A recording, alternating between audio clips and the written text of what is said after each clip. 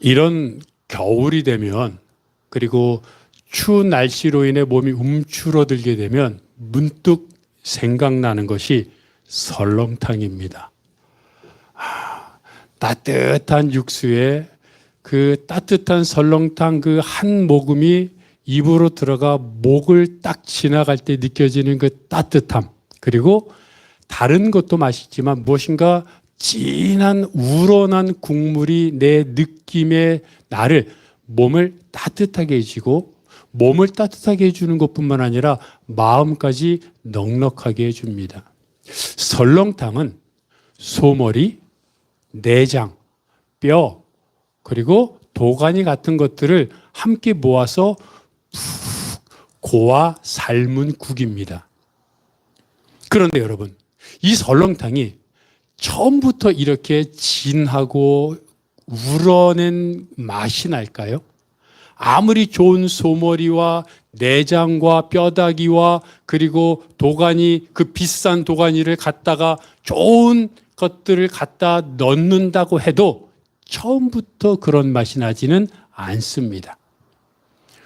푹 고아서 삶고 우러내어서 그것이 1시간, 2시간, 어떨 때는 24시간, 어떨 때는 이틀, 사흘의 시간을 거쳐서 푹 고아 삶아져서 어떤 게 뼈이고 어떤 게 살이고 어떤 게 양념이고 이런 것을 전혀 모른 채 그냥 국물 속에 다 녹아 들어갔을 때 그 맛이 우리가 지금 여러분 머릿속에 상상되는 그러한 국물 맛입니다. 물론 거기에다가 맛깔나는 배추김치도 그리고 무도 있어야 맛이 있지요. 설렁탕만 그렇습니까? 김치찌개는 어떻습니까? 김치찌개 여러 가지 많은 온갖 재료를 다 넣어서 끓이면 보글보글 끓다가 나중에 한 입 넣으면 그 맛을 우리가 잊지 못하지 않습니까? 근데 그런 김치찌개도 처음부터 맛을 내지는 못합니다. 여러분 이상하죠? 같은 김치찌개인데 아침에 먹은 김치찌개와 저녁에 먹은, 그리고 심지어는 다음날 아침에 먹은 김치찌개 맛이 다르다는 것이 임상 실험 결과입니다. 왜 그렇습니까? 끓이다 보니 분명히 같은 재료인데, 그런데 맛이 더 진해지더라는 겁니다. 마음을 품는다는 것은 설렁탕을 진하게 끓이는 것과 같고 김치찌개를 맛깔나게 끓이는 것과 같습니다. 그리고 또한 마음을 품는다는 것은 씨를 뿌리는 것과 같습니다. 눈에 보이는 씨, 후 하고 불면 날아갈 것 같은 아무것도 없는 씨, 심지어는 그 씨를 조각조각 내서 현미경으로 살펴봐도 아무것도 없는 딱딱한 돌덩어리와 같은 그런 씨였는데 땅에 심겨졌더니 나중에 보니까 뿌리를 내리고 잎이 나고 꽃이 피고 그리고 마침내 많은 열매를 내더라는 것입니다. 사람들은 늘 마음속에 무엇인가를 품고 살아갑니다. 여러분, 그것이 뭐 대단하고 고귀하고 큰 것인 것을 떠나서 사람들은 마음속에 뭔가 하고 싶다, 뭘 이루고 싶다, 뭘 갖고 싶다라는 마음을 품고 살아갑니다. 그런데 처음에는 그것은 하나의 씨앗밖에 되지 않습니다. 재료를 넣은 것에 불과합니다. 그런데 그 마음이, 그 생각이, 그 얘기들이 조금씩 마음속에 자리 잡고 계속 키워져 가면서 내가 하고 싶은 이것을 위해 그럼 어떻게 할까? 생각을 꼬리에 꼬리를 물어서 내가 누구를 찾아갈까? 어떻게 돈을 모을까? 이것을 위해 내가 무슨 일을 할까? 이런 생각들을 하게 되면서 나중에 보니까 처음에 하나의 씨앗과 같았던 그 하고 싶었던, 갖고 싶었던 것이 얼마의 시간이 지나서 보니까 내 손에 있는 것을 발견하게 됩니다. 그런데 오늘 본문은 우리들에게 어떤 마음을 품는 것, 그리고 그 마음을 어떻게 간직하고 성장시키는 것이 인생 최고의 행복인지를 말해주고 있습니다. 여러분, 사람들은 다 자기 각자의 최고의 인생을 위해 무엇인가를 품고 사는데 그 중에서도 가장 최고의 인생이 무엇이냐 말하고 있는데, 여러분, 빌립보서 2장 1절부터 8절까지의 말씀은 너무나 중요한 말씀인데, 그 말씀 중에 1절부터 4절까지 말씀을 그냥 한마디로 요약해 보면 이것입니다. 오직 겸손하게 다른 사람들의 일을 돌보라. 겸손한 마음으로 다른 사람을 돌보라 하는 겁니다. 물론 우리가 갖고 있는 생각과는 약간 다릅니다. 그리고 5절부터 8절까지는 겸손한 마음으로 다른 사람을 돌보라 하는 이 내용에 대한 구체적인 실증을 얘기하고 있는데, 그게 예수 그리스도의 사역이고 오심입니다. 그런데 예수 그리스도의 오신 이야기도 결국 5절부터 8절까지를 쫙 읽어보면 결국 앞에서 말한 오직 겸손한 마음으로 다른 사람을 돌보는 삶을 살았다는 것을 알 수 있습니다. 여러분, 창조주이신 하나님이 인간이 되셨습니다. 그것처럼 겸손할 수 있습니까? 또 인간이 되셔서 왕궁에서 태어났다거나 또는 온갖 누릴 것 이것저것 다 누린 삶을 산 것이 아니라 고난받고 고통 가운데 십자가에서 죽는 구원의 삶을 살았습니다. 이게 바로 예수님을 위해 온 것이 아니라 다른 사람의 일을 돌본 인간을 위한 삶의 모습 아니었습니까? 그러기에 예수 그리스도가 이 땅에 오셔서 품었던 사람들을 위해 인간이 되고 사람들을 위해 십자가에서 구원을 이루신 예수님의 삶을 보면 정말로 우리가 어떻게 가슴에 무엇을 품고 살아야 되는지 생각해 보게 됩니다. 이것이 대림절이요, 이것이 성탄절입니다. 그런데 여러분, 성탄절을 맞이할 때보다 저는 늘 생각나는 분이 있습니다.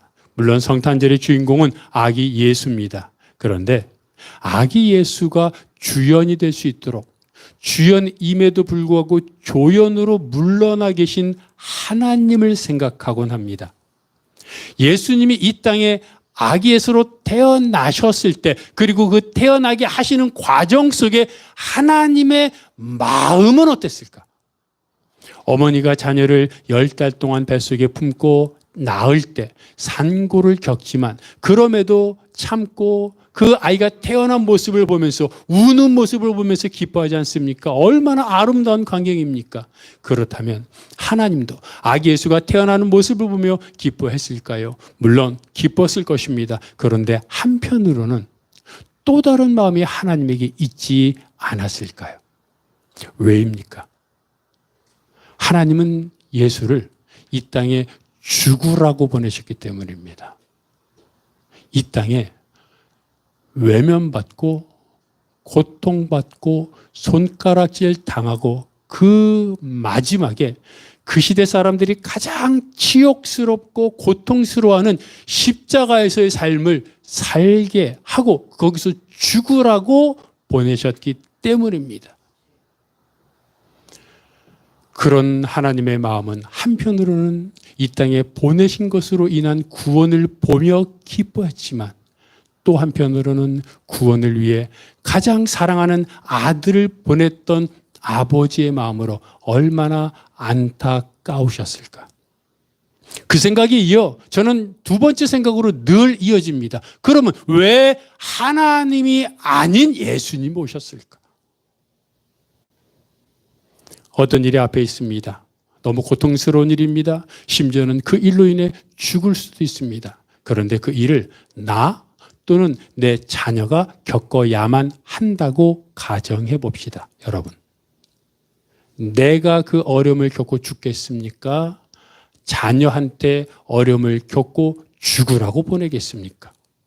당연히 내가, 자녀가 한 일이더라도 내가 겪고 내가 죽는 길을 선택하지 않겠습니까? 그게 부모의 마음입니다. 그런데 하나님이 당신보다 더 사랑하는 아들을 고통 가운데 이 땅에 보내신 것은 성경이 말하는 것처럼 우리들을 얼마나 사랑하셨는지에 대한 확증이라는 겁니다. 하나님이 오시지 않고 아들 예수 그리스도를 보내신 것은 하나님이 당신보다 자기보다 더 사랑하는 아들을 이 땅에 보내주심으로 인해서 얘들아 내가 너희들을 얼마나 사랑하는지 너희들의 구원을 내가 얼마나 원하는지 알겠니 하는 그런 애끓는 사랑의 마음이라는 겁니다. 여러분, 하나님은 그래서 우리가 아는 것처럼 창세 전부터 이 아기 예수를 이 땅에 보내셔서 인간을 구원하려고 하는 그 마음을 품었고 그 품은 마음을 위해서 대가를 치르신 것입니다. 사람들이 마음을 품고 그리고 그 품은 마음을 이루기 위해 대가를 치르고 희생하는 이유가 근본적인 목적이 무엇입니까? 사실은 이것도 잘 되고 저것도 얻고 성공 이런 것들이 있는데 이런 것들을 한마디로 표현하면 자기 사랑입니다. 성경에서 말하는 것처럼 나 사랑하는 겁니다. 사람들에 따라 범위는 달라질 수 있습니다. 가족 또는 나와 함께하는 그룹, 친구 이렇게 달라질 수 있지만 근본적인 그 중심은 나입니다. 자기 사랑입니다. 그래서 내가 살려고 내가 잘 되려고 마음을 품는 것이고 노력하고 대가를 치르는 것입니다. 그런데 예수님은 그런 우리들을 향하여 너가 정말 잘 되고 싶으냐 정말로 인생에서 최고의 행복을 누리고 싶으냐 그러면 죽어라 말합니다. 여러분 이게 반어법 아닙니까? 역설적이지 않습니까? 내가 살아야 억만금을 벌면 뭐합니까? 출세하면 뭐합니까? 좋은 차에 좋은 집에 세계 여행을 할 수 있는 수많은 돈이 있으면 뭐합니까? 내가 살아야죠. 내가 건강해야죠. 아무리 맛있는 음식이 있으면 뭐합니까? 입맛이 있어야죠. 그래서 운동하는 거고 그래서 노력하는 거고 그래서 공부하는 거고 그래서 열심히 사는 건데 죽으라니요. 근데 여러분 이 역설 속에 이 반어법 속에 최고의 인생의 비결이 있습니다. 예수님은 이렇게 말씀하십니다. 한 알의 밀이 땅에 떨어져 죽지 아니하면 그대로 있고 죽으면 많은 열매를 맺느니라. 한 알의 밀입니다. 그것이 생각해 보십시오. 혼자서 죽지 않고 아둥바둥하면서 이것저것 가져오고 싸우고 다투고 해보십시오. 다른 밀 몇 개 가져올 수 있을지 모르겠습니다. 그러면서 자기도 상처나고 그러면서 저 밀을 내가 가져와야 되는데 어떻게 싸워야 될까? 온갖 생각으로 스트레스 받으며 힘들어하겠죠. 그리고 나중에 보니까 나 말고 밀 알이 한 4-5개 있어요. 그거 갖고 뭐라 그래요? 성공했다 그러죠. 그런데 그 밀이 죽어 썩으면 그 살아있었던 밀은 겉에 보니까 흠집도 있고 상처도 나고 그랬었는데 그 밀이 완전히 썩어버리면 완전한 새로운 밀이 수없이 많은 열매를 맺게 되더라는 겁니다. 그래서 예수님 말씀하시는 겁니다. 너 인생에서 정말 최고의 삶을 살고 싶으냐? 인생이 무엇인지 알고 싶으냐? 너가 왜 이 시간에 그 자리에 있는지를 알고 싶으냐? 그러면 죽어라. 죽는 게 사는 겁니다. 어떻게 해야 죽습니까? 우리는 죽어야 산다는 걸 또 믿는 사람들입니다. 성경은 히브리서 4장 12절과 13절 표준 세번역 성경에서 이렇게 말을 합니다. 여러분 한번 읽어볼까요? 히브리서 4장 12절 13절 표준 세번역입니다. 시작. 하나님의 말씀은 살아있고 힘이 있으며 어떤 양날 칼보다 날카로워서 사람 속을 꿰뚫어魂과 영을 갈라내고 관절과 골수를 갈라먹기까지 하며 마음에 품은 생각과 의향을 가려냅니다. 하나님 앞에서는 아무것도 숨길 수 없고 모든 것이 그의 눈앞에 벌거숭이로 드러나 있습니다. 우리는 그의 앞에 모든 것을 드러내 놓아야 합니다. 그렇습니다. 내가 살려고 발버둥 치는 건 성경이 말하는 것처럼 땅의 보물을 쌓는 겁니다. 어리석은 부자처럼 많이 쌓았으니 기존에 있던 창고를 헐고 더 많이 쌓을 수 있는 창고를 지어놨습니다. 거기까지가 사람이 할 수 있는 겁니다. 그러면서 보험도 들고 그리고 좀 마음에 걸리니 좀 한두 사람도 도와주고 그런 것으로 위안도 삼습니다. 그런데 성경은 말하기를, 예수님은 말하기를 죽어라. 죽는다는 건 하늘의 보물을 쌓는 것입니다. 그것은 바울이 말한 것처럼 없는데 있는 겁니다. 나는 지금 가지고 있지 않습니다. 그래서 가난한 것처럼 보입니다. 그런데 뭘 하려고 하면, 가지고 싶으면, 그리고 원하면 생깁니다. 이것이 하늘의 은혜요, 능력입니다. 그래서 우리가 죽어야 되고 마음을 비워야 되는데 마음을 비우는 유일한 방법은 금방 읽은 말씀처럼 하나님 앞에 나아가는 것이고 하나님 앞에 나아가는 것은 우리가 말씀을 대하는 겁니다. 그런데 말씀을 대하는 것을 지금 읽은 것처럼 개역 개정은 우리가 하나님 앞에서 벌거벗는 것처럼 드러난다고 말하는데 지금 이건 표준 세번역은 벌거숭이로 드러난다. 사람들은 꼭꼭 숨기잖아요. 감추잖아요. 그래서 내가 사람들에게 보이고 싶은 것만 보입니다. 자랑하고 싶은 것.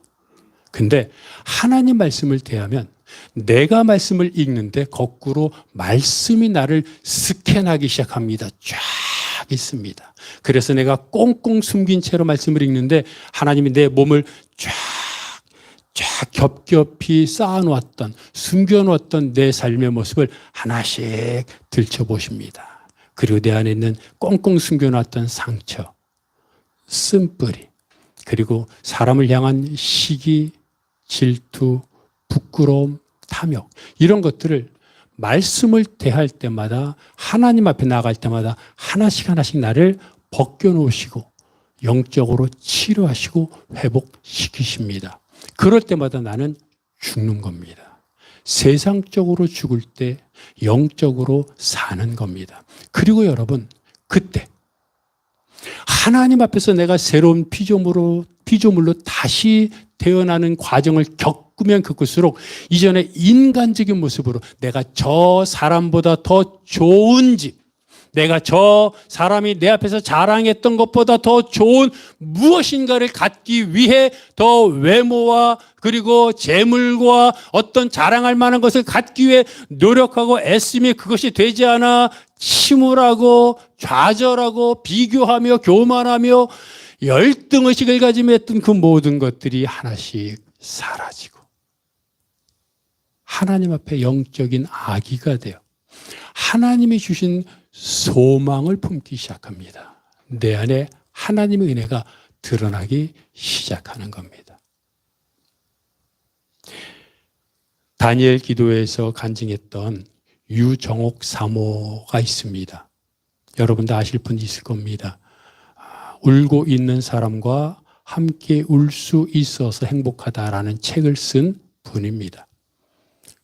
그분은 하나님 앞에 늘 나아가는데 하나님께서 그분에게 노숙자를 섬기고 싶은 마음을 씨앗을 주셨습니다. 그래서 2004년 겨울에 청량리역으로 갔습니다.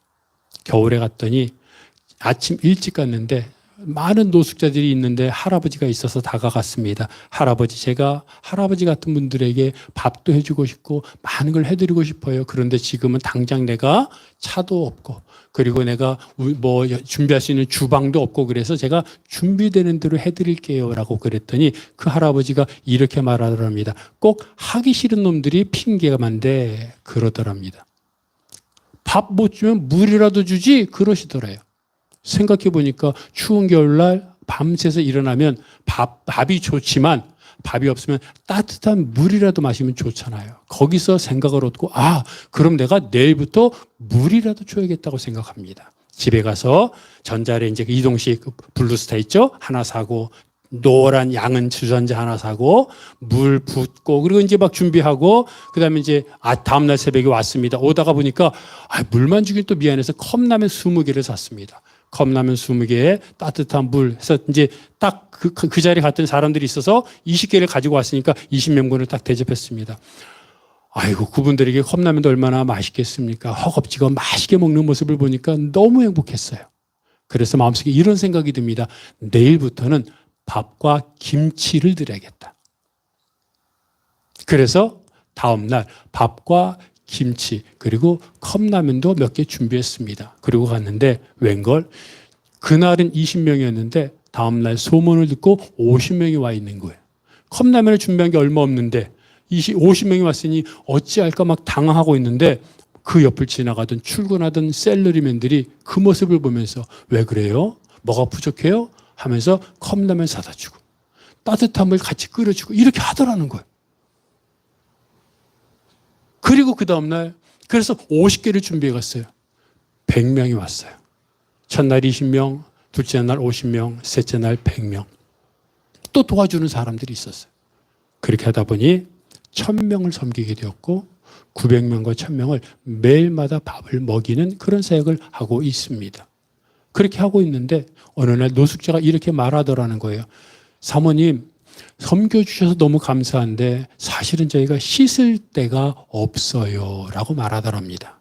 그래서 유종옥 사모가 하나님 앞에 기도했어요. 하나님, 하나님의 일이잖아요.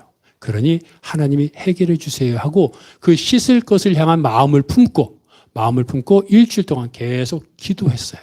그런데 일주일 후에 전화가 왔는데 어떤 여성이 사모님의 책을 읽고 제가 감동을 받았습니다. 그래서 제가 적금을 부은 돈을 은행에서 받았는데 그 돈을 보내드립니다. 귀중한 곳에 쓰세요라고 하면서 1000만 원을 보냈습니다. 그래서 그 1000만 원을 갖고 서울역 옆에 서부역에 6평짜리 음식점을 하나 얻어서 거기서 아침 7시부터 10시까지 이제 따뜻한 물로 샤워할 수 있도록 그렇게 준비를 해놨습니다. 조금 있으니까 노숙자들이 또 얘기하는 거예요. 사모님, 너무 감사합니다. 그런데 정말로 은혜를 받고 나니까 예배를 드리고 싶은데 예배 드릴 장소가 없어요. 기존 교회를 가면 예배 드리고 싶은 마음으로 가도 안 받아주고 1000원, 2000원 주고 빨리 나가라 그런다는 거예요. 물론 그걸 받으려고 오는 분도 있지만 정말 예배 드리고 싶어서 가는 분도 있는데 안 받아주니까 사모님, 우리도 정말 마음 놓고 예배 드릴 수 있는 장소가 있었으면 좋겠어요 라고 말하더라는 거예요. 근데 그거는 큰 돈이 필요하잖아요. 이 유종옥 사모가 말합니다. 그걸 또 하나님 앞에 내려놓고 마음에 품으면서 기도했습니다. 하나님, 예배 드릴 장소를 주세요. 그렇게 기도하다가 미국에 가서 집회를 할 때가 되었는데 어떤 장로님 댁에 머물게 되었습니다. 장로님 아들이 1년 이상 몇 년 동안 방 밖으로 나오지 않았어요. 절대 나오지 않았어요. 그래서 어떻게 좀 도와달라는 말을 듣고 그 집에 가서 머물게 되며 함께 기도했어요. 그런데 참 신기하죠? 그날부터 나왔어요.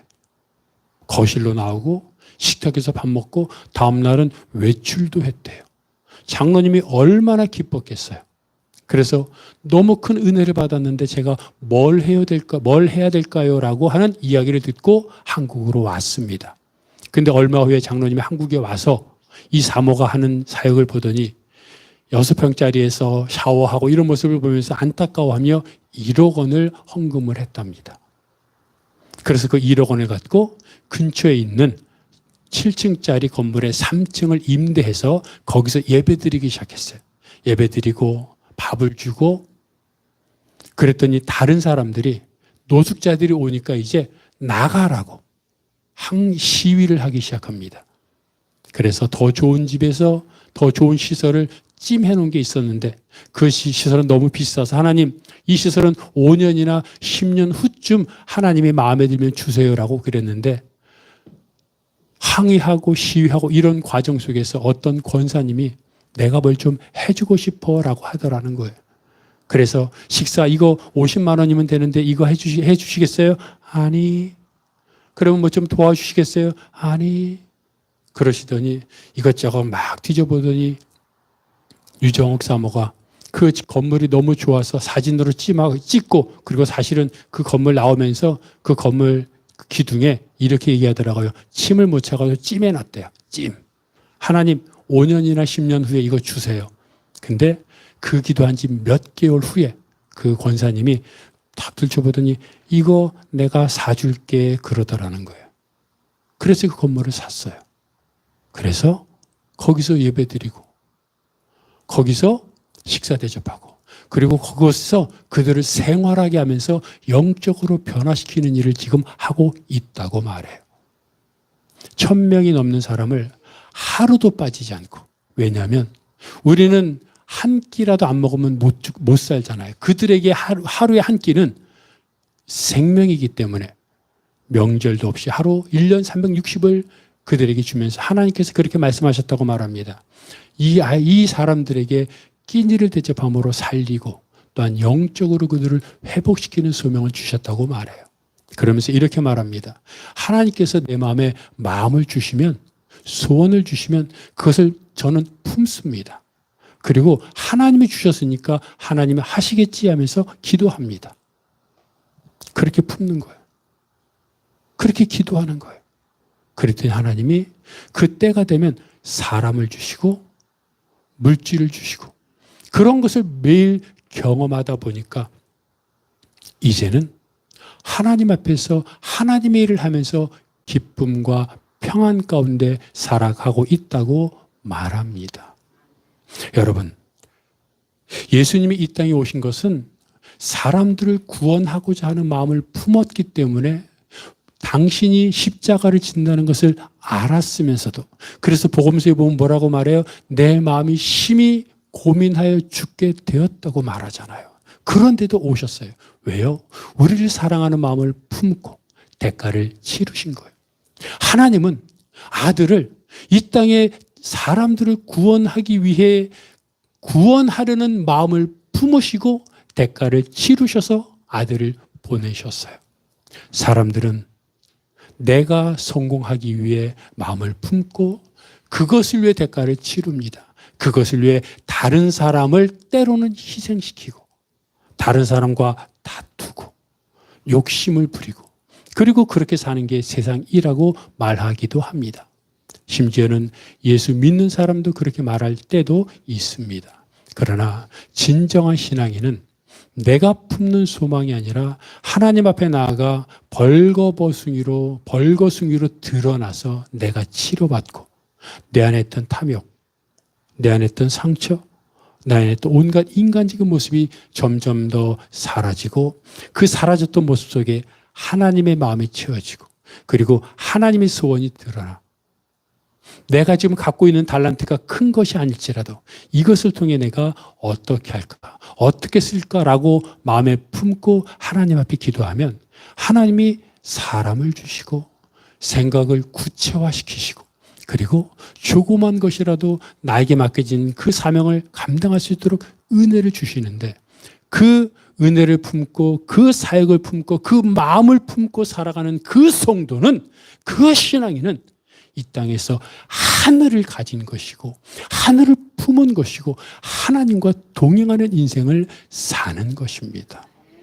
여러분, 예수님의 오심을 기다리는 것은 기대하는 것입니다. 그리고 이제 내가 기대하고 기다려서 내가 은혜를 입었으면 또 다른 것을 무엇인가를 기대하는 사람들에게 다가가 내가 그들의 기대를 하나님의 은혜로 채워줘야 합니다. 그것이 진정한 대림절의 의미입니다. 그리고 그러기 위해서는 내 욕심이 아닌 내 소망이 아닌 하나님이 나에게 부어주신 소망, 하나님이 나에게 주시는 간절함, 내가 저 사람을, 내가 저 길을 가서 내가 작은 것일지라도 나를 통해 하나님의 이름이 드러날 수만 있다면 그렇게 살았으면 좋겠다라는 마음을 하나하나씩 품을 때 하나님 것이 가지를 치고 열매를 맺고 하나님이 기뻐하시고 하나님이 기뻐 흠양하시고 기쁨을 이기지 못하여 우리들을 바라보실 때 우리 인생이 어떻게 펼쳐지겠습니까? 여러분, 그리고 모두가 정말로 하나님 주신 마음을 품고 예수님 이 땅에 오신 것처럼 우리도 더 낮은 곳으로 조금이라도 다가가 하나님의 은혜, 내가 받은 은혜를 전하고 그대로 살아가는, 그래서 하늘을 누리고 하늘을 경험하는 여러분이 되시기를 바랍니다. 이 시간 우리 말씀을 기억하면서 주님, 나도 이제 그런 주님처럼 살아도 죽어도 주를 위해 살고 죽겠습니다 하는 결단하는 마음으로 일어나셔서 함께 찬양하겠습니다.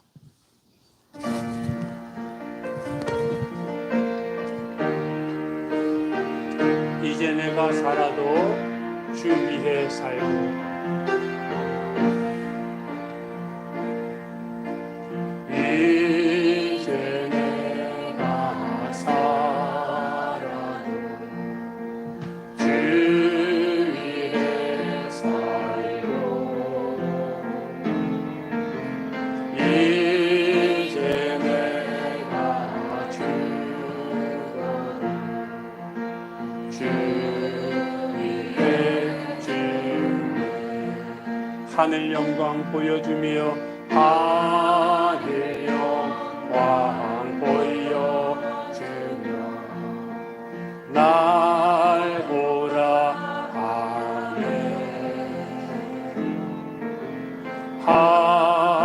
할렐루야 찬송하며 주께 갑니다.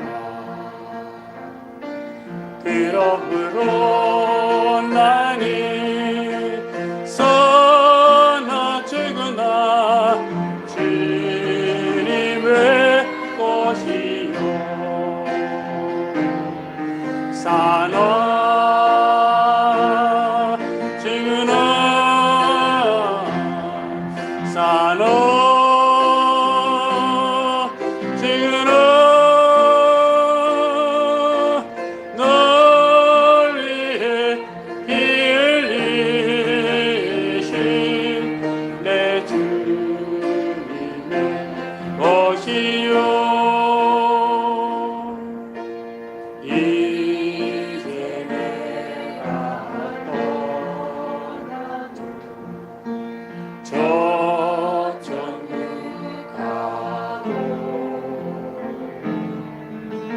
이제 내가 있어도 주 위에 있네. 우리의 예수를 찬송하며 나는 가겠네.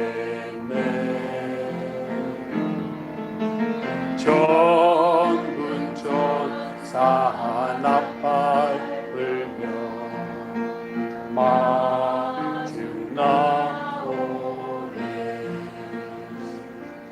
그러므로 나는 서나 죽으나 주님의 것이요 사나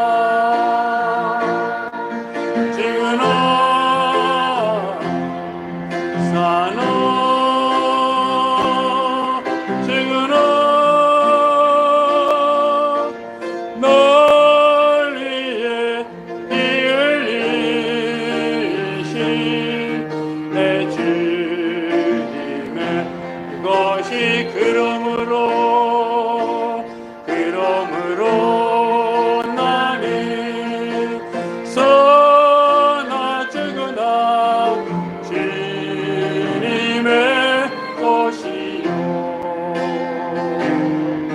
사나 죽으나 사나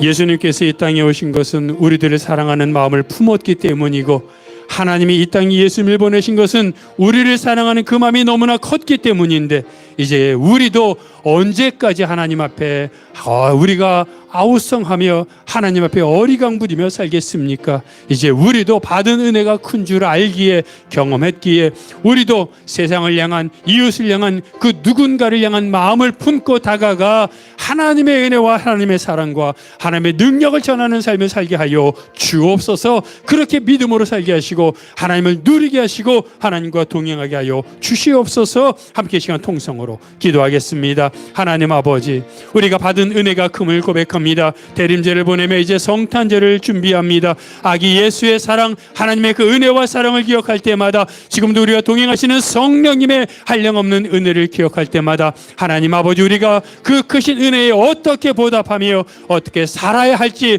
우리가 다시 한번 고민하게 하시고, 그것 때문에 무릎 꿇게 하시고, 그것 때문에 하나님 앞에 나아가 하나님이 주시는 소망, 하나님이 주시는 마음을 품고 이 땅을 살아가는 저희들 되게 하여 주시옵소서. 아버지 하나님, 환경 탓을하지 않게 하시고 가진 것을 탓하지 않게 하시고, 지금 내가 이 시간 갖고 있는 것으로 사람을 향해 나아가, 세상을 향해 나아가 더 하나님의 은혜와 하나님의 사랑을 전하며 내가 부르시는 그날까지 주를 위해 충성하며 살겠다고 결단하는 성도들 되게 하여 주시옵소서. 하나님, 그래서 하나님을 시원하게 하시고 하나님을 웃게 하시고 하나님을 마음껏 기쁘시게 하는 그런 충성되고 착한 종으로 살게 하여 주시고, 하나님을 높이 영광 돌리게 하여 주시옵소서. 하나님, 대림제를 맞이하며 성탄제를 준비하며 그 기쁨, 그 은혜를 기억하며, 하나님, 이제는 우리도 받은 사랑에 조금이라도 갖고 나아가 세상을 향하여, 이웃을 향하여, 가족을 향하여, 지금 생각나는 그 누군가를 향하여 나아가게 하시고, 하나님, 그래서 내가 그렇게 손을 벌릴 때, 그렇게 발걸음을 향할 때 기뻐하시는 하나님의 모습, 판대소하시는 하나님의 모습, 오랜만에 크게 웃으시고 기뻐하시는 하나님을 바라보게 하시고, 하나님의 손 꼭 잡고 세상이 아닌, 사람이 아닌 하나님을 기쁘시게 하는 인생을 살게 하여 주시옵소서. 이 모든 것 예수 그리스도 이름으로 기도하오며, 이제는 우리 주 예수 그리스도의 은혜와 아버지 하나님의 사랑하심과 성령님의 교통하심이 이제 내 마음에 하나님이 주신 소망을, 씨앗을 품으며 씨를 뿌리며 기도하며 살겠다고 다짐하는 모든 성도들 머리 위에, 그들의 가정과 사역과 기도 제목 위에, 이 교회, 이 민족, 온 세계 복음화 위에 영원토록 함께 하옵시기를 간절히 축원하옵나이다. 아멘.